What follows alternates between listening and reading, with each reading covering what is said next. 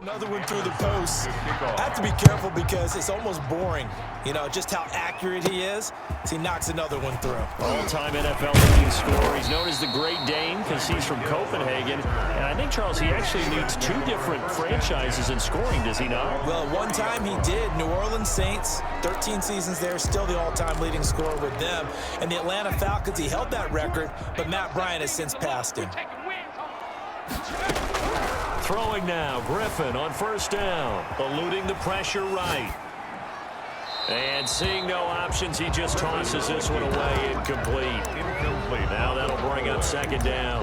Got out of the pocket, didn't look like he had anybody open, Charles, so just gets rid of it. And a good play by him. If no one's open and you don't have a running lane that you want to take, make the right choice. Get rid of it, live to fight another down. And that one got tipped, kind of threw everything off. It brings up third. Incomplete. They have to like what they've done defensively here at the outset of this drive. They forced a couple of incomplete passes, bring up a 3rd and 10. Don't be surprised to bring a little pressure on this snap. He gets it to Brown, complete. And he's able to get this to the 40-yard line before he's out of bounds. A big one there on 3rd down. They hit for 30 yards. 1st and 10. That is the exact right play call against that defense. So a hat tip to the offensive play caller because he won that part of the chess match. But give credit to his players as well. They won the execution part of it. He gets this one into the hands of Dalvin Cook.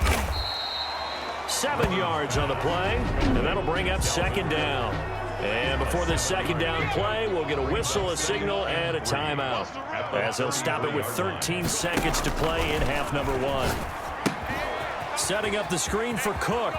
And he'll be out of bounds just inside the 25-yard line. 9 yards to pick up there, and it's a first down. 1st and 10 at the 24-yard line.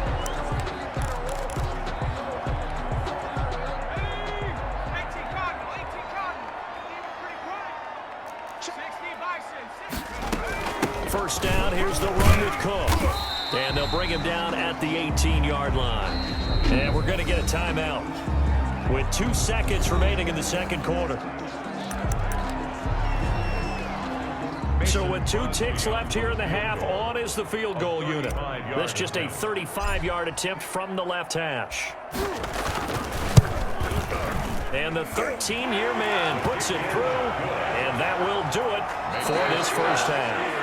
So we've hit intermission. It's halftime. We now proceed to the start of the second half.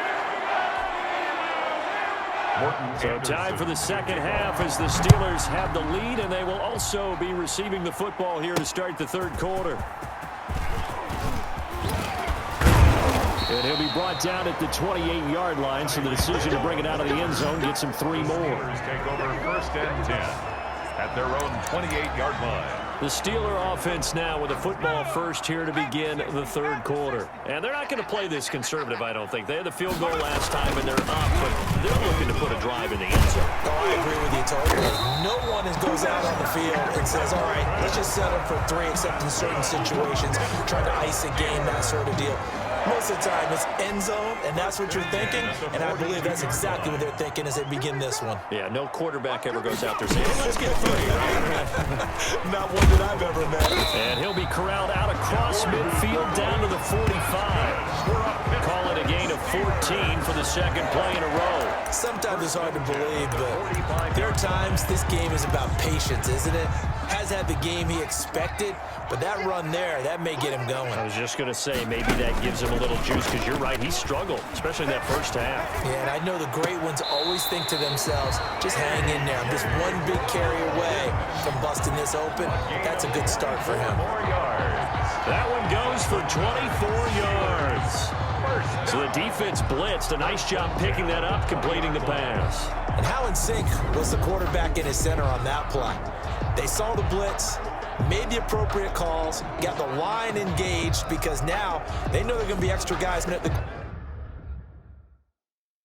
quarterback, so they got their assignments down pat and kept them away from him, and he's able to step up in the pocket and fire one now for a really good strike.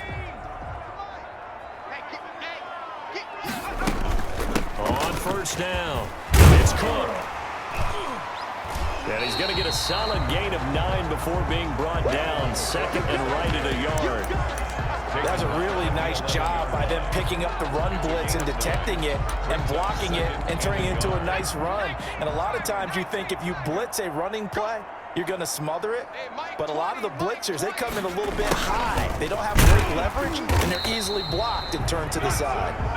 And he's able to work it here to the 8-yard line. Well, we've seen running backs in today's NFL get involved in the passing game. Maybe it's about time more receivers like that get involved in the running game. And that is something we are seeing more and more in this league, no question about it. That wasn't the biggest of gains, but it was enough to get them a first down. And it continues to test the defense. They have to think on every play about who might end up with the ball. They'll run. Here's Burton, the fullback. And I think they stopped him again. They did at the 1-yard line. It'll go as no gain on the play, and now they're looking at a 3rd and goal. They'll run for it with Cook. And he's into the end zone. Touchdown, Steelers. Taking it in from 2 yards out, and the Steelers are going to add on to their lead. Circle that drive because that might be one to remember. Well executed to give them a little cushion. Well, let's take it into the boxing ring.